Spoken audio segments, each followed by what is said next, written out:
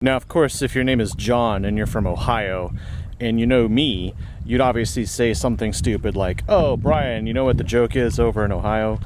After about 3 years, those Nissans, man, you can hear them rusting." Now, John, don't quit your day job because that joke is stupid as shit.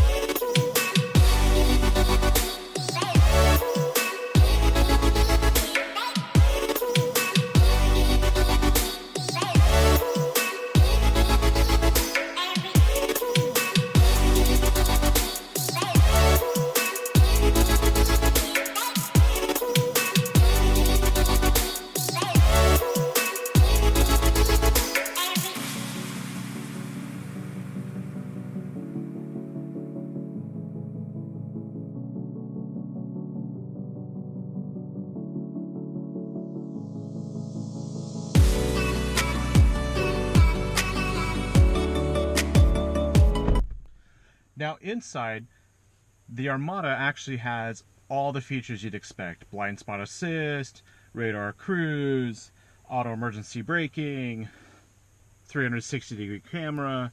It's all here, except what I don't have is a panoramic sunroof. I just have a standard sunroof on this Platinum Edition. I have all-wheel drive, which can auto switch between all-wheel and two-wheel rear, as well as four-wheel low, which is a manual adjustment here on the center console. Now, there are many good things about this, but there are also downsides. For instance, I have a Bose stereo, and as we know, I've always said Bose blows, with the exception of a few Inifiniti models and maybe some of the GM products. The Bose in here blows. What I do have, though, are plenty of other features that may surprise you like they did surprise me. Let me show you in the back.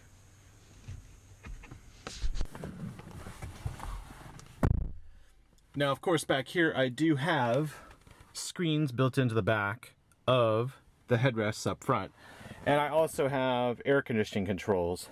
But there's actually something a little bit more surprising even further back. And I think you'll like this for your little rugrats. That's not it.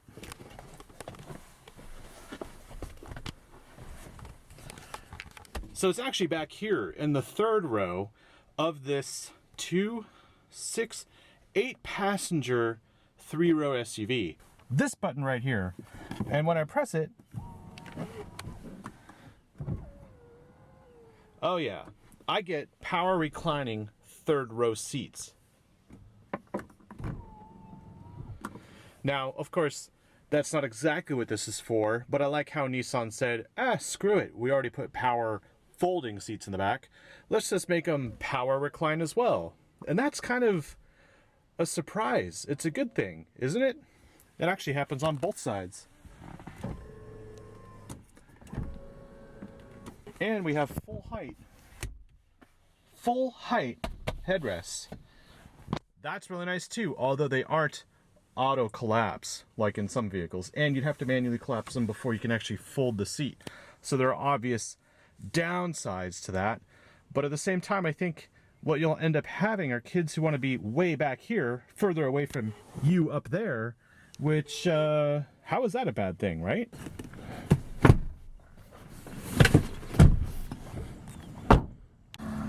And another clever feature is actually this center armrest, which opens up for passengers from this direction and has a switch for the main AV system in the back screens here.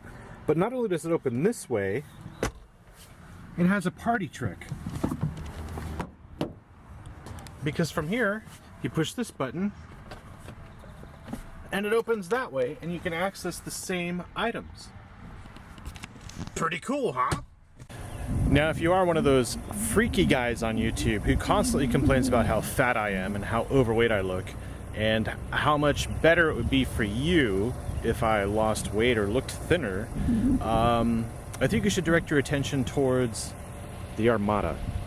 And that's because the Armada, even though it competes with the Ford Expedition and the Toyota Sequoia and even the Chevy Tahoe, which is also the GMC Yukon, this thing weighs almost 500 pounds more than the Chevy Tahoe. In fact, this and the Toyota Sequoia weigh about 6,000 pounds each. That's insane. Talk about needing a diet. However, there are some build quality issues that I noticed that should bring your attention. While this does look like a fantastic SUV, some weird things go on right here with this trim piece. I don't know what that's from. Maybe a replaced windshield, or maybe the factory did it like that. Inside, I loathe this heated and cooled seat button because I can never tell what setting it's in, if it's on or off. I don't know. And of course, lastly, the issue is with these seat heaters for the rear seat. I knocked it in the Toyota Corolla, and I'm gonna knock it in the Armada. They're basically these manual switches, and I could see a kid easily kicking those switches and playing some sort of game, or maybe even leaving them on high accidentally, and basically they should self-cancel, or maybe the kid can't even reach it to turn it off, and in that case the seat would get too hot.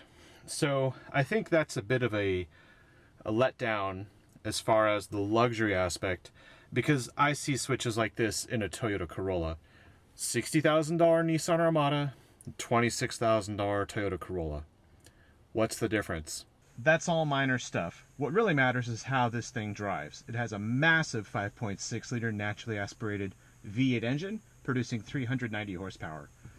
Not that that matters actually, because if you go to Nissan's website, they actually have a very good page that compares this vehicle to the Expedition, the Sequoia, and the Tahoe. You can read all about it on that page. I'm not here to regurgitate that information. I'm here to give you what my experience has been like for the week I've had this while Nissan gave it to me. So let's get started, shall we? Very smooth.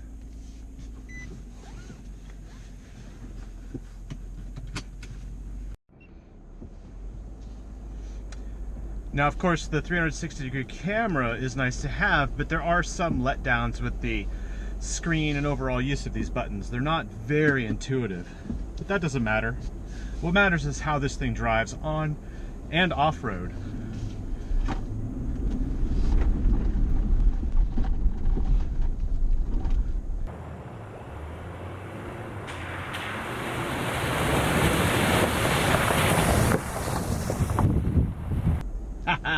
So one of the best things about the Armada is the fact that you can drive it on-road and off-road with just about the same amount of effort. I mean, this thing plows through anything.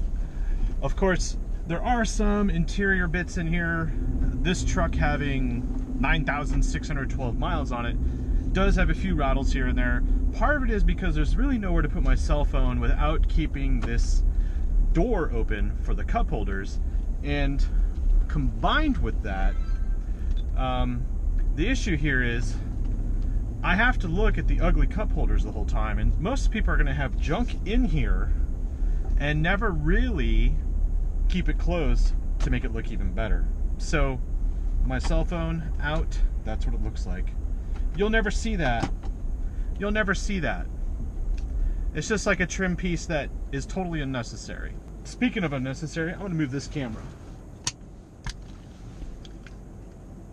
and close the sunroof. So it is an auto touch sunroof, which is nice.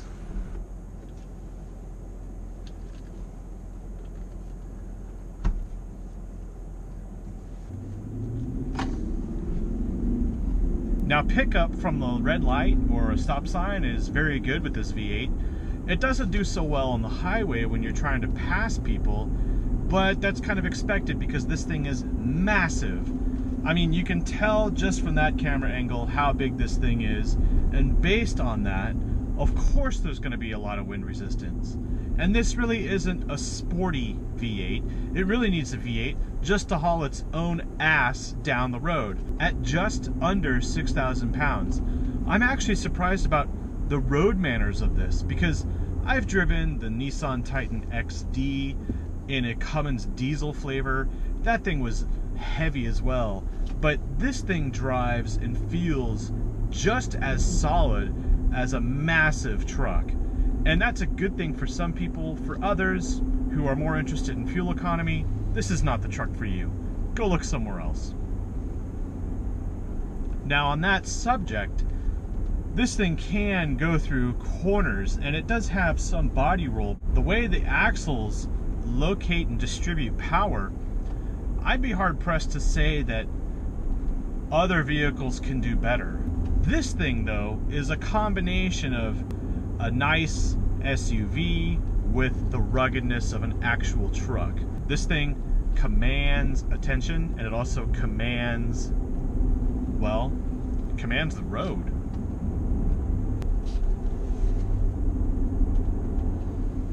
Of course, I have all the features that you'd expect in a luxury vehicle. That's really neither here nor there, because at $60,000, which is the price of this one, actually, to get you more details, the sticker's right here. $60,985 with destination, before tax, title, and insurance, and all that. So you're really getting into a big vehicle at quite a low price point, because some of those competing vehicles cost a lot more. And I'd say the way this thing drives, the way it feels, it is a luxurious facade to a very rugged underpinning. And just driving it down the road, I think, is all I have to do to demonstrate this to you. I've done off-roading in this, and I've done soft-roading in this, and now I'm just doing on-roading. And the only thing that is a drawback here at this point would be, well, pretty much the brakes, because the brakes make this thing feel like it is heavy. And that's actually how I Googled all the different weights of all the different vehicles, and obviously I was right. What I felt was, in this brake pedal, I'm just not getting the response of stopping power that I expect. But, you know, I think that's something that can grow on me. Everything else around, all the space in here, I mean, it's commodious, right? Commode? It's definitely roomy enough to fit a whole family and go on a road trip. It's not as road trip worthy as a Dodge Durango RT, which is $50,000 and has a 6 or 7 passenger capacity, but this is even bigger than the Durango. So what you're getting here is a lot of space. If you have a winter cabin or a lodge or maybe a summer home and you got a lot of junk, when you get to the cabin, you have 4-wheel drive and you have 4-wheel low, which may or may not help you in some situations. What I'm saying here is this has more features than other SUVs because it has a low range gearbox. The only thing I've driven recently that had a low range gearbox would have been, well, the Range Rover. And I know Jeep can do it, but really there's not much out there if you want low range. This surprisingly has it. So for 60 grand, or for even a starting price of a base Armada, what you end up with is a vehicle that has still all this room, the ruggedness of pretty much feels like a Titan XD. And then you have the luxury facade of pretty much looks like an Inifiniti in here. Kind of smells like one. This leather is fantastic. Smells great, feels great. Seats aren't that comfortable, but at the same time, I don't feel like I'm in a Nissan. In fact, paying $60,000 for a Nissan sounds monumentally insane. But what this is a $60,000 Nissan. And I think it's okay. There are other vehicles out there that may compete, and some of them I honestly haven't driven yet. And I look forward to doing that. But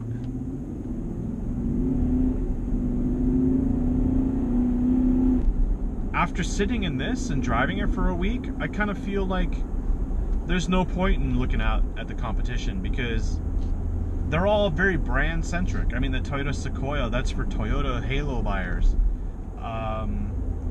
Looking at the GM, that's obviously the GMC or the Chevy. There are a few options there that provide a lot of incentives if you're looking to buy a deal. So in this case, my advice is check out the Nissan Armada, definitely look at this Platinum Edition because it is fully loaded and it is excellent as far as appointments and accoutrements that you'd expect from a luxury SUV. Once I press that, I now enable driving assistance that allows me to brake when the car in front brakes, and I can essentially just coast in traffic. That coasting capability is very unique to Nissan. It's very unique to the Nissan Infiniti brands, and I think that if you do a lot of city driving, it's something to consider. I also have haptic feedback on the gas pedal, just like I did in that Infiniti Q50 and also the Infiniti Q60. So basically, if I'm approaching cars too quickly, the gas pedal will push back, give some resistance on its own, and that gives me a warning in advance that I'm approaching a vehicle too quickly and it's time to slow down. It allows me to maintain a safe following distance. And if I accelerate into a vehicle, or if I change lanes into a vehicle, like let's just say I switch lanes here, okay, taking my foot off the gas pedal, as long as this button's engaged, will slow me down. You can see the speed slowing down and my feet are off the pedals. It does not resume the speed, but at the same time, it always ensures that I am not tailgating, and it always keeps a safe following distance.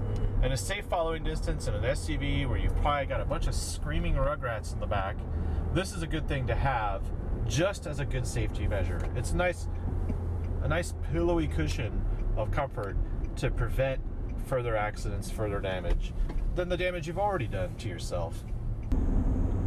And it can corner just as well, 55 miles an hour through that. It really gives you a sensation of commanding the road.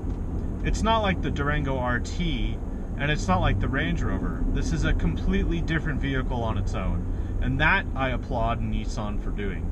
They didn't copy somebody, they didn't try and squeeze themselves into a marketing segment and attract certain buyers. They made something that they knew they could make. And Nissan does that once in a while. You gotta love that. People who still go, screw the accountants, let's make it right. So you're watching New Car Spin. I'm your host, Brian Grant. Be sure to subscribe. I've got tons of car reviews. I got more on the way. And if you subscribe, you'll actually get some upcoming information, some very important announcements that I think you should keep an eye out for. Please subscribe, please like with the thumbs up, and leave a comment. Always ask me a question. I'm always willing to answer questions. And of course, I'll see you in my next car review. Thanks for watching.